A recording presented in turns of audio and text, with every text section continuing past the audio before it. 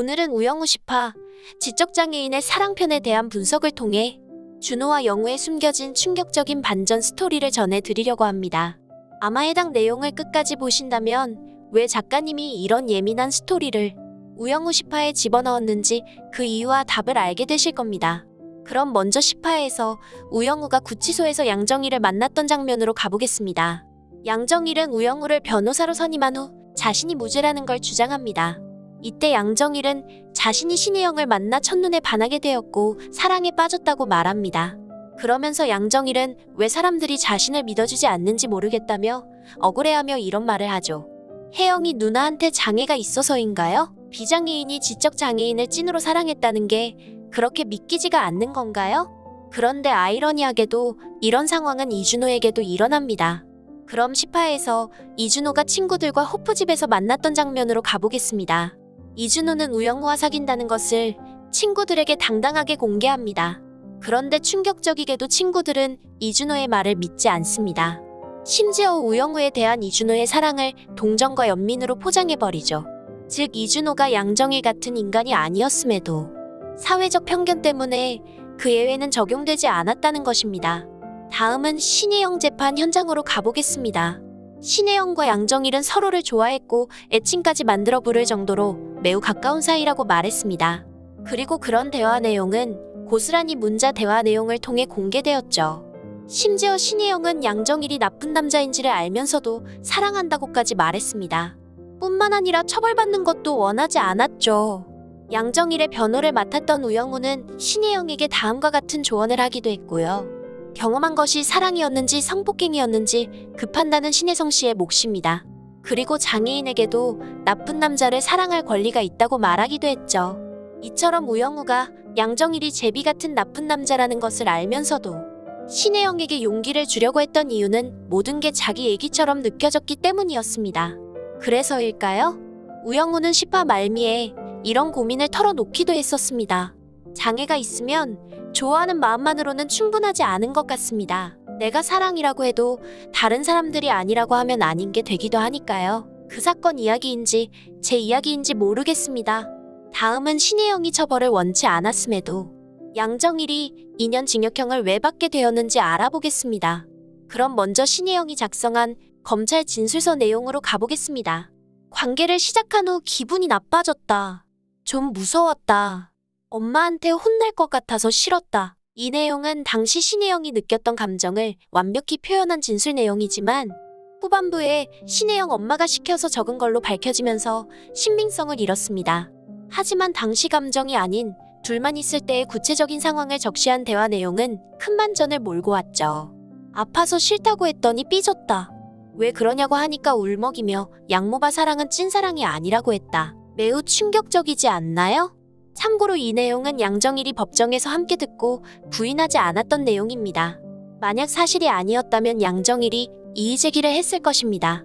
아무튼 신혜영은 양정일과 관계를 맺는 것에 대해서 분명하게 싫다는 거부 의사를 밝혔습니다. 그럼에도 양정일은 그걸 무시하고 신혜영의 불안한 감정을 이용해 오직 자신의 욕구풀이 대상으로 삼은 것이죠. 뿐만 아니라 신혜영은 양정일과 관계를 맺고 집에 돌아온 후에 심각한 불안 증세를 보이기도 했습니다. 이때 손등이 망가질 정도로 심하게 긁은 탓에 눈 뜨고 볼 수 없을 정도의 꽤 깊은 상처가 나기까지 했죠. 이에 반해 이준호는 양정일과는 확연히 다른 사랑법을 택했습니다. 우영우와 이준호는 데이트를 즐기면서 어느새 준호 집 앞까지 도착합니다. 그런데 이때 이준호가 집에 아무도 없다며 함께 들어가겠냐고 영우에게 묻습니다.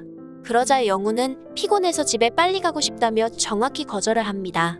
이에 준호는 불안한 듯한 영우의 표정을 보고 더 이상 강요하지 않습니다. 즉 이준호는 영우가 장애인이어서 배려한 것이 아니라 그냥 영우 자체의 의견과 감정을 존중하고 따라준 것이었죠. 한편 우영우는 10화 마지막 말미에 이준호와 데이트를 마친 후 이런 말을 합니다. 저와 하는 사랑은 어렵습니다. 그러자 준호는 부인하지 않고 곧바로 인정하죠. 네, 그런 것 같아요. 그러자 우영우는 다시 묻죠. 그래도 하실 겁니까? 이에 준호는 짧게 네라고 답합니다. 그리고 두 사람은 서로의 입술을 맞추는 것조차 감정과 행동을 맞춰가며 처음으로 사랑이란 표현을 합니다. 이처럼 준호 영우의 사랑법은 기다림과 배려, 그리고 상대가 나와는 다르다는 걸 인정하고 모든 걸 조금씩 맞춰가는 느림과 소통의 방식을 택했습니다. 하지만 양정일은 데이트는 물론이고 신혜영과 남녀 관계를 가질 때도 모두 자기가 원하는 기준으로 맞췄습니다. 그게 사랑이 아닌 결국은 상대방에게 상처를 주는 범죄라는 것을 모르고 말입니다. 결국 준호와는 전혀 다른 그 선택이 그가 신혜영에게 사랑을 얻고도 징역 2년형을 선고받을 수밖에 없었던 이유가 아닐까 싶습니다. 그런데 좀 궁금한 게 하나 있습니다. 왜 작가님은 10화에서 최수연이 클럽에서 원나잇을 즐기고 온 장면을 굳이 집어넣었던 것일까요? 이에 대한 시청자는 최수연과 친구들이 이야기하는 원나잇은 옷이 그대로네 말하고 넘어갈 정도로 가벼운 일이고 27세 미혼 신혜영은 뜨밤을 보냈다는 이유로 상대방 남자는 대화 내용이 다 있어도 징역 2년형을 받는 걸 보여주는 사회의 역차별적 케이스를 보여준 장면이라고 말했습니다. 결국 신혜영 같은 장애인은 평생 그 어떤 남자와도 성관계를 가지면 안 된다는 걸 보여준 슬픈 대목이었다고 말이죠. 그리고 이 말이 어쩌면 정답일지도 모릅니다. 다만 신혜영과 최수연이 장애인이라는 논점을 떠나 서로 달랐던 점이 있다면 아마도 관계를 맺는 조건이 아니었을까 싶습니다. 앞서 말했던 것처럼 신혜영은 사랑하는 남자와 관계를 맺었지만 원치 않는 상황이었고 혹시나 이를 거부하면 남자친구가 떠나버릴까봐 불안한 감정에 휩쓸려 그 관계가 싫었음에도 거부할 수 없는 상황이었다는 것입니다. 하지만 최수연은 달랐죠. 비록 그날 처음 본 남자였고 사랑 따윈 없었지만 서로가 거부 의사 없이 동의한 상태에서 관계를 맺었기에 아무런 문제가 되지 않았다는 것이죠. 결국 관계를 맺기까지의 그 과정과 결과가 무엇이었냐가 중요하지. 비장애인은 쉽게 보고 장애인에게만 편견을 긋는 그런 부분은 아니었다고 봅니다. 특히 최수연의 경우도 클럽에서 술에 만취한 탓에 전날 재판장까지 술 냄새를 풍길 정도로 이성적 판단을 제대로 하지 않았음이 의심되는 부분이 분명 있었기 때문입니다.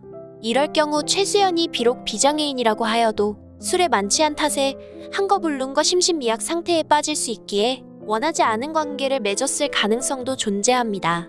하지만 최수연은 전날 이런 이성적 관계에 대해 전혀 아무렇지 않게 반응했죠. 그래서 말이지만 신혜영도 13살 정도의 지적 능력을 소유한 지적 장애인이었기에 최수연까지는 아니더라도 우영우처럼 스스로의 사랑에 대해 책임을 질 수도 있고 결단을 내릴 수 있는 조건은 됐다고 봅니다. 그럼에도 양정일이 유죄 판결을 받은 건 사랑의 조건이 아닌 장애인이라는 특수성과 사회적 약자를 보호하기 위한 재판부가 고심 끝에 내린 결론이 아니었을까 싶기도 합니다.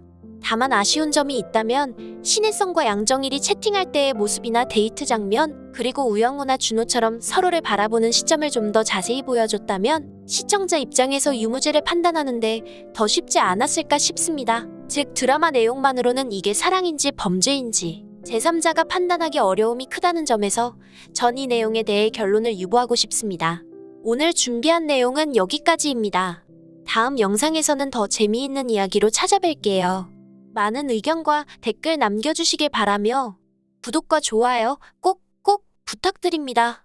시청해주셔서 감사합니다.